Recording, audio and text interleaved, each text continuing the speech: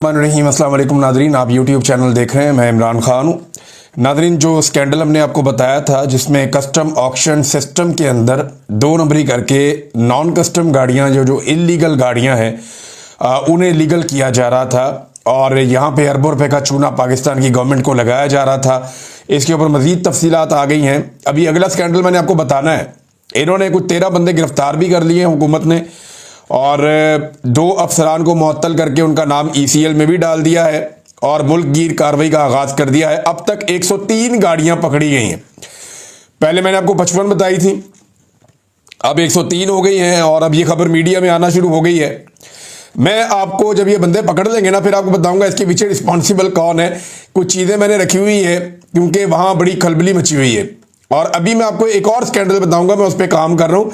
बड़ी जल्दी चीज़ें आपके सामने आ जाएंगी। तो ये जो स्कैंडल हमने पकड़ा अरबों रुपए का, उसमें अब बंदे पकड़े जाना शुरू हो गए हैं, गाड़ियों का पता चल गया है और बाकी गाड़ियां अभी ढूंढी जा रही हैं। मैंने आपको कहा था ना कि ये 24 घंटे का काम है, लेकिन हुकूमत बड़ी सुस्त है, निज़ाम बड़ा सुस्त है, इसमें वो ज़्यादा टाइम ले रहे हैं।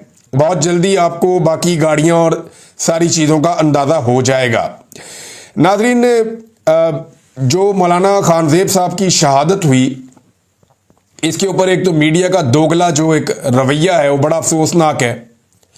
बहुत सारे सहाफ़ियों ने इसकी निशानदेही भी की है। यहाँ बलूचिस्तान में हमारे पंजाब के रहने वाले नौजवानों को जो मुसाफिर थे उन्हें शहीद किया गया और 9 मुसाफिरों को बसों से उतार कर शहीद किया गया। यानी बलूचिस्तान में हालात ही बहुत ख़राब हैं। यानी जब दिल करता है वो ट्रेन अगवा कर लेते हैं पूरी की पूरी, जब दिल करता है वो बसें अगवा कर लेते हैं पूरी की पूरी। अब 2 बसें जा रही थी, दोनों बसें ही अगवा कर ली। उनके अंदर तसल्ली से उन्होंने एक एक करके बंदा चेक किया, उनके कागजात चेक किए, पंजाब के बंदे अलग किए, उनको उतार कर लेकर चले गए, ले जाके उन्हें कत्ल कर दिया। मजाक बना के रख दिया मुल्क का। क्या बलूचिस्तान पाकिस्तान का हिस्सा नहीं है?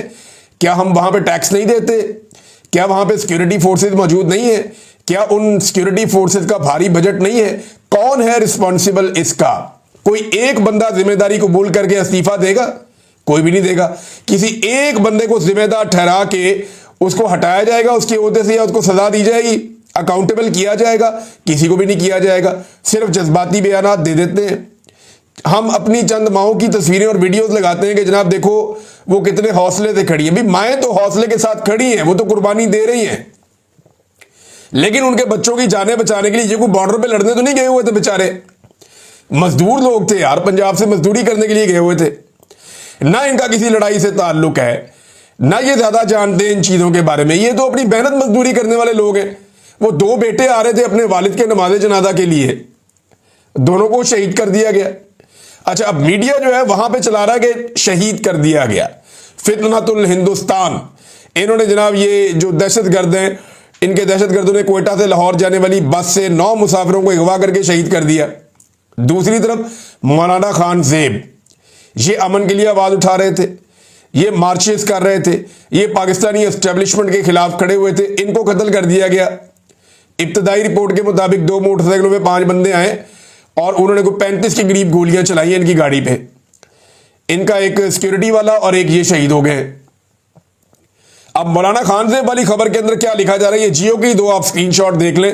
रज़ी ताहिर साहब ने भी लगाए हुए, कुछ और दोस्तों ने लगाए हुए थे कि बाजोड़ में फायरिंग से ANP रहनुमा मौलाना खानज़ेब समेत 2 अफराद जाँ बहक। एक तरफ शहीद, एक तरफ जाँ बहक। मेरे ख्याल में मीडिया को भी अपना किबला दुरुस्त करना चाहिए। वो शाह से ज्यादा इतना शाह का वफादार ना बने। मौलाना साहब का नमाज जनाजा जो है उसमें बहुत बड़ी तादाद में लोग शरीक हुए और ये एक ऐलान है, ये ऐलान है ऑपरेशन के खिलाफ जिसके खिलाफ मौलाना साहब बात कर रहे थे, या ये ऐलान है कि मौलाना का जो नजरिया था उसके साथ लोग खड़े हैं कि ये ज्यादती है, ये नहीं होना चाहिए। खास तौर पे ऑपरेशन के हवाले से, मादनियात पे कब्जे के हवाले से, वसाइल पर कब्जे के हवाले से और खैबर पख्तूनख्वा के कबायली इलाकों में लोगों की जिंदगी तंग करने के हवाले से, ड्रोन हमलों के हवाले से इनका बड़ा एक सख्त मौक़िफ़ था। बहुत बड़ी तादाद में लोग आए और लोगों ने एहतजाज किया है। मुराद सईद ने एक ट्वीट किया, मैं आपको बताता हूँ। लेकिन बाड़ा खैबर में जो ज़िला है खैबर, वहाँ पे एक बहुत बड़ा मार्च हुआ है, अमन मार्च। अगर आप इसके मनाज़र देखें तो आप हिल जाएंगे। बहुत बड़ी तादाद में लोग निकले और इन्होंने मिलिट्री ऑपरेशन की सख्त मुखालफत की है, सख्त मुखालफत की है कि मिलिट्री ऑपरेशन नहीं होना चाहिए, ड्रोन हमने बंद होने चाहिए। और ये लोग जो हैं ये ना सिर्फ सूबाई हुकूमत, वफाकी हुकूमत, बल्कि फौजी क़यादत से भी सख्त नाराज नजर आए। जो तकारीर वहां पे हुई वो पश्तो में हो रही थी, अगर आप उन्हें सुने तो आपको आइडिया हो जाता है कि जो नौजवान वहां तकारीर कर रहे थे या जो लोग वहां पे मौजूद थे वो ना सिर्फ फौजी क़यादत से नाला हैं, बल्कि वो वफाकी हुकूमत के साथ साथ सूबाई हुकूमत से भी नाराज हैं। और वो बार बार ये कह रहे थे कि हम किसी को नहीं छोड़ेंगे अगर हमारे इलाके का अमन तबाह किया गया तो। वो नारे जो पहले मरियम नवाज लगवाती थी, ये जो दहशतगर्दी है इसके पीछे वर्दी है, वही नारे हमने यहां पे भी देखे।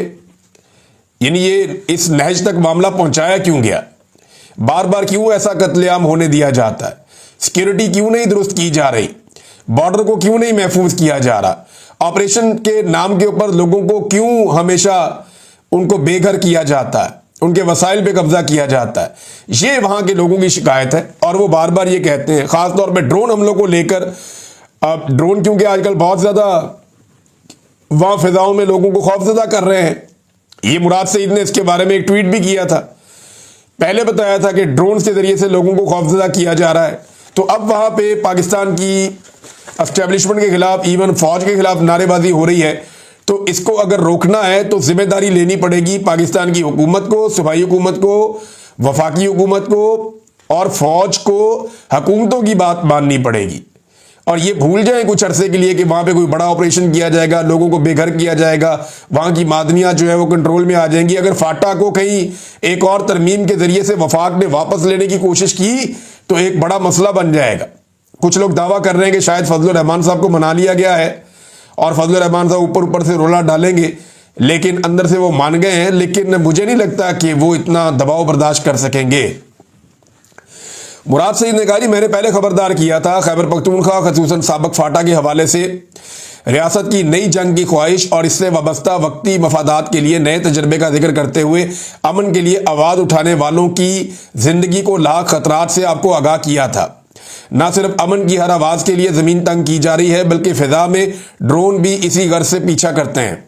आज बाजोड़ का अफसोसनाक वाक़या इन खदशात और मालूमात को भी दुरुस्त साबित करता है। नई जंग की ख्वाहिश वसाइल पर कब्जे से लेकर अमन की आवाज़ों को दबाने तक वही प्ले बुक है। मेरी तमाम साथियों से गुजारिश है कि खैबर, बाजोड़ और वज़ीरिस्तान में जारी अमन मार्चेज और आने वाले जरगे के सामने अब ये बात भी रखें कि अमीर शहर को ऊंचा सुनाई देता है। पख्तूनख्वा और अमन पसंदों की आवाज़ अगर इस्लामाबाद तक नहीं पहुंच रही तो क्या इन अमन मार्चेज का रुख इस्लामाबाद की तरफ किया जाए, और जब तक रियासत अपनी पॉलिसी पर नजरसानी नहीं करती तब तक वापसी ना हो। इस अफरियत के मुंह को खून लग चुका है।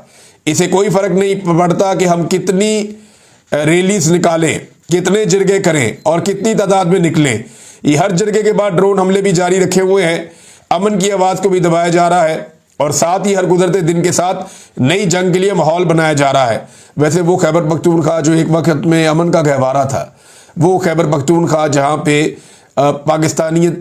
पाकिस्तानी अफवाज इनका बड़े इज्जत के साथ नाम लिया जाता था, बड़ा एहतराम था। आज देखिए कितनी बड़ी खलीज पैदा हो गई है, कितनी बड़ी खलीज पैदा हो गई है कि एक शख्स को नीचा दिखाने के लिए और अपने मगरबी आकाओं को खुश रखने के लिए इस लेवल तक पाकिस्तान के रियासती इदारे चले गए कि खैबर पख्तूनख्वा का एक एक नौजवान बच्चा, बहुत सारे लोग जो हैं वो अब रियासत से मुतनफ़र नज़र आते हैं। वो पाकिस्तान को ओन करते हैं, उनके अंदर पाकिस्तानियत है। लेकिन हद हो गई ना, कभी उनके वसाइल पे कब्जा किया जाता है, उन्हें बेघर किया जाता है, वहाँ बड़े बड़े मिलिट्री ऑपरेशन किए जाते हैं, वहाँ ड्रोन हमले होते हैं और अपने मफादात के लिए उनको भेंट चढ़ाया जाता है, उनका खून बहाया जाता है। ये वो सारी चीज़ें हैं जिससे वो लोग नाराज़ हैं। अब इन नाराज़ लोगों को कौन मनाएगा? अब मुराद सईद ने ये सारी बातें बताई और उन्होंने कहा जी कि अब वक्त आ गया है कि तारीख का सबसे बड़ा मार्च किया जाए। पुराने नामों के साथ नए तजर्बे की ख्वाहिश को तर्क नहीं किया जाता तो फिर तैयार रहें कि इंशाअल्लाह हर इलाके के जिरगे के फैसले के बाद तारीख का सबसे बड़ा मार्च हम करेंगे। ये मुराद सईद साहब ने कहा। फिर उसके बाद उन्होंने अपनी पार्टी के हवाले से दो चार बातें की हैं। वो एक्चुअली वो यही कह रहे हैं कि जो एहतजाज इमरान खान साहब ने कहा है वो जिस तरीके से मामला आगे बढ़ाएंगे वो उसी तरह आगे बढ़ता जाएगा। नाज़रीन, पाकिस्तान तहरीक इंसाफ ने अपनी तहरीक का स्लोगन जारी कर दिया है और ये आलिया हमजा साहिबा ने अनाउंस किया अपने ट्विटर हैंडल के जरिए से कि आज़ाद कराकर दम लेंगे। अब ये खाली इमरान खान साहब की आज़ादी नहीं है, बाकी जो असीरान है उनकी आज़ादी नहीं है। वो ये कहते हैं हम पाकिस्तान को हकीकी आज़ादी दिलाएंगे और आज़ाद करवाकर दम लेंगे। लेकिन सेम टाइम में जो पाकिस्तान तहरीक इंसाफ के 26 अरकान जिन्हें स्पीकर ने निकाल दिया था, वो गए स्पीकर से मिलने के लिए और वहाँ पे तय पाया कि अपोजिशन बाहर जाके प्रेस टॉक नहीं करेगी, हुकूमत को गंदा नहीं करेगी। वहाँ एक दूसरे को फेस सेविंग देने की एक खबर के मुताबिक बात हुई है और ये नून लीग ने कहा जी हमारी लीडरशिप के लिए गलत अल्फाज इस्तेमाल किए गए, पीटीए ने कहा जी आपने भी किए हैं। तो फिर आगे बढ़ने का फैसला हुआ मुल्की मफाद में और दोनों तरफ के लोगों ने यह तय किया कि अब जो है वो मामलात को थोड़ा नीचे लाया जाए। उसमें मलिक अहमद खान साहब ने बताया कि मैं तो आपको डरा रहा था, मैंने कोई रेफरेंस आपके खिलाफ इलेक्शन कमीशन में फाइल नहीं किया। तो ये और इलेक्शन कमीशन ने इसकी तरदीद भी नहीं की थी, आप अंदाजा करें। मलिक अहमद खान ने इलेक्शन कमीशन से मिलके बाहर आकर कहा कि मैंने रेफरेंस फाइल कर दिया, ये फारिग होने वाले हैं, इनको नायल करवाऊंगा और उनके साथ बैठ के मीटिंग में कह दिया जी मैंने ऐसा कुछ नहीं किया। लेकिन इलेक्शन कमीशन की जो प्रेस रिलीज आई उन्होंने हर चीज़ की तरदीद की, लेकिन इस बात की तरदीद नहीं की, यानी वो इस खेल के अंदर फिर हिस्सा था पूरी तरह से। इलेक्शन कमीशन ऐसा लगता है कि इस खेल का हिस्सा था, बल्कि वो हर गंदे खेल का हिस्सा है। नाज़रीन, एक और खबर है, एक तो पूरी कौम को जो है वो ये कहानी सुनाई जा रही है कि फितनतुल हिंदुस्तान, और दूसरी तरफ हिंदुस्तान के साथ तिजारत की जा रही है। भाई एक ही चीज़ हो सकती है ना, या तो आप ये कहें कि पाकिस्तान में सारी दहशतगर्दी इंडिया बाय डिजाइन कर रहा है। अजीत दोवल का नाम लिया पाकिस्तान के पाक फौज के तर्जुमान ने और फितनतुल हिंदुस्तान को कुचलने का आज़म किया कोर कमांडर्स कॉन्फ्रेंस के अंदर, तो बड़ी अच्छी बात है। लेकिन सेम टाइम में अगर आप इंडिया के साथ तिजारत कर रहे होंगे या इंडिया से माल ले रहे होंगे तो इस पर कौन भरोसा करेगा। यानी जिस महीने आपकी इंडिया के साथ लड़ाई चल रही थी उस महीने भी तिजारत चल रही थी। अब ये एक महीने पहले की एक और रिपोर्ट है, तिजारती पाबंदियों के बावजूद इंडिया से $13.6 मिलियन का केमिकल खरीदने का मेगा स्कैंडल सामने आ गया। ये किस्मत खान साहब ने खबर रिपोर्ट की है और ये खबर बाकायदा जो है वो अखबारात में भी छप गई है। ममनुआ केमिकल की दरामद, 4 अरब करप्शन का स्कैंडल बेनकाब हो गया। कासिम अब्बासी साहब की यह खबर है इस्लामाबाद से और वो ये कह रहे हैं 4 अरब रुपए मालियत का करप्शन का बड़ा स्कैंडल सामने आया, जिसमें भारत से मिथाइल ब्रोमाइड MB नामी ममनुआ केमिकल गैर कानूनी तौर पर बरामद किया गया। इंडियन मिथाइल ब्रोमाइड को जाली इजाजतनामों पर पाकिस्तानी सप्लाई चेन में दाखिल होने दिया गया। अब आप अंदाजा करें कि 5 अगस्त 2019 से हमारे तजारती ताल्लुकात मुनक़ता है और वो इमरान खान साहब ने किए हुए थे। आप इंडिया से चीज़ें मंगवा रहे हैं, कैसे हम कौम को बेवकूफ़ बनाते हैं। एक तरफ हम कहते हैं फितनतुल हिंदुस्तान पाकिस्तान में बार बार हमले कर रहा है, दूसरी तरफ हम इंडिया से चीज़ें मंगवा के यहाँ मुनाफा कमा रहे हैं लोग, और वो भी वो चीज़ें जो ममनुआ चीज़ें वो मंगवा रहे हैं, तजारती पाबंदियों के बावजूद मंगवा रहे हैं। नाज़रीन, नून लीग के मौक़िफ़ में एक छोटी तब्दीली आई है एहतजाज को लेकर, जो पाकिस्तान तरीके इंसाफ करने जा रही है। बार बार तब्दीली आती है, खासतौर पे इमरान खान साहब के बेटों को लेकर। कभी कहते हैं गिरफ्तार करेंगे, कभी कहते हैं जी उनको प्रोटोकॉल देंगे, कभी कहते हैं जी उनकी मुलाकात करवाएंगे, कभी कहते हैं जी इतना वो कर ले, इससे ज़्यादा ना करें। अभी उन्होंने खुद से अनाउंस भी नहीं किया, सिर्फ अलीमा खान साहबा ने एक स्टेटमेंट दिया उन बच्चों से बात करने के बाद कि वो आना चाहते हैं पाकिस्तान और वो अपने वालिद की आज़ादी के लिए खुद जोर लगाना चाहते हैं। अब मेरा नहीं ख्याल कि पाकिस्तान के अंदर वो बड़ी एहतजाजी तहरीक चला के उसको लीड करेंगे, ऐसा नहीं है। वो अपने वालिद की आज़ादी के लिए कोशिश ज़रूर करेंगे, उनका ये हक है, लेकिन एक पॉलिटिकल पार्टी को वो लीड नहीं कर सकते। जो हुकूमत है उनका ये कहना है कि गैर मुल्की शहरियों को पाकिस्तान में एहतजाज नहीं करना चाहिए। मेरे ख्याल में ज़्यादा बेहतर ये है कि ये दोनों नौजवान आएँ, अपने वालिद से मुलाकात करें, अपने वालिद से तफसीलात लें, सारी चीज़ें पूछें, उनसे इंस्ट्रक्शन लें और उसके बाद वापस पूरी दुनिया में जाकर मुख्तलिफ जगहों पर अपने वालिद के लिए और पाकिस्तान के अंदर जो इंसानी हकूक़ की पामालियाँ हैं उस हवाले से आवाज़ उठाएं।